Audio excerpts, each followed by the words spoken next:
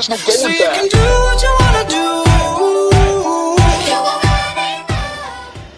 What I want to go through with you today is we're going to concentrate on the hair. If you watch the previous videos, you'll see that there was a whole chunk of when I was drawing all of this part here that it didn't record. So I'll just run through with you quickly what I was doing. What I did when I had a look at the source material is I identified all the dark areas that are going to be really dark. Now I just colored them in very lightly, and the only reason for that is to give me some landscape to work to. Because what's going to give you good hair is the dark areas more than anything else. So you need a good contrast between the darks and the lights. Now the one problem with the lights, it can be quite difficult. So, and I was actually teaching it while I was doing this part here, so we'll have to do it again. So I'm going to choose a little section of hair and I'll go through the process with you. What I have here is actually a computer stylus. You could use anything, a blunted piece of plastic, a toothpick, a ballpoint pen that's run out of ink, for example. You can use anything that'll give you a score mark on the paper, because what we want to do is we want to actually score the paper for all the flyaway, the light bits of hair. I don't know if you can see in the camera, but I've done it there a little bit. So what you do is you'll choose a little light area. And I was doing it over there, so I'll choose, it's right on the edge of the paper, but can you see it? And I'll choose it over here. You're going to score the paper quite deeply for very lights. Now you can't see what you're doing at this point because you're literally just scoring the paper. So you sort of got to know where you are, and that's why the dark areas help, because that provides you with the landscape. So we're going to score the area. And then we're going to come back with a 2B pencil. Okay, so I'm coming to something that's quite hard and sharp, and I'm going to start putting in the lighter grey areas. Now you'll notice that as you're drawing over it, the score areas that you've added in there don't get drawn on. Those little areas stay white, so they appear as whiter areas that are popping up. And there goes my phone. I should have put it off. And you just keep going. Score a little bit where there's a highlight.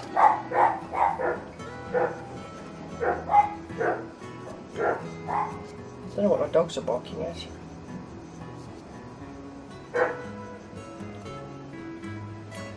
And then you put in the low light with your 2B pencil. Now in this particular low light I have a little area that's a bit darker, so I'm going to go up to a slightly darker pencil, a 6B.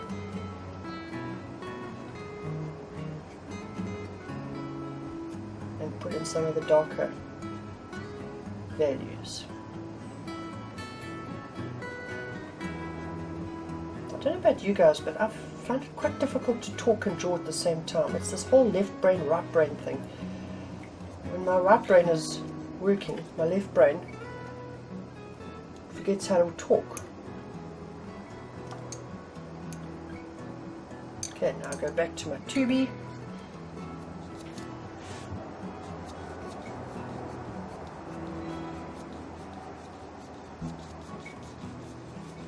I hope the camera is picking this up, because you can actually see quite nicely there how my score lines are starting to show up as little white highlighted hair.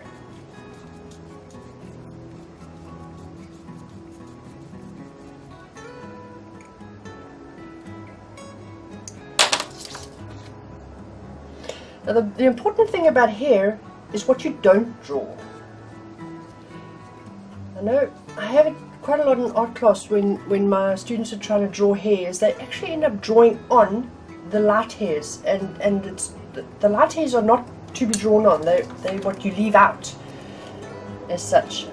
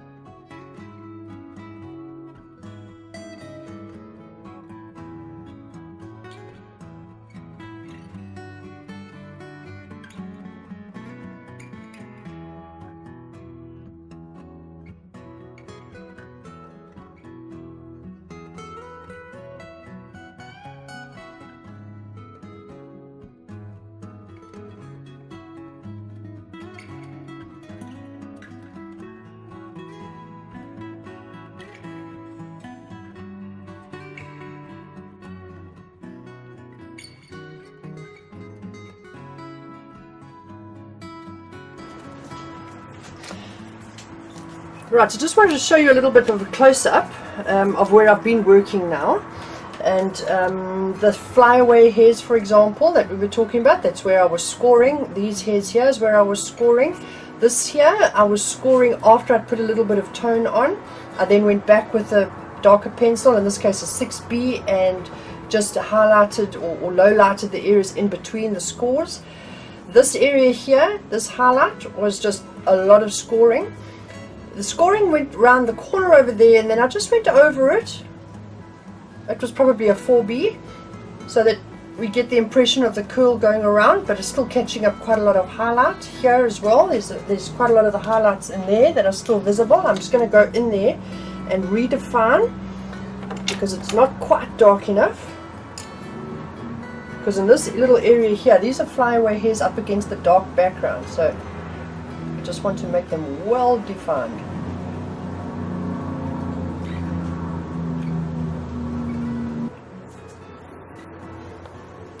Alright, so from here onwards it's just more of the same. You're going to choose a little area and you'll do it until it's well finished. Getting all your highlights and your lowlights in, your strong shadows in, and you just keep repeating that for every little section of hair. It's a good idea to actually section off the hair in your mind. Take each little section that is broken by, for example, another curl or another color.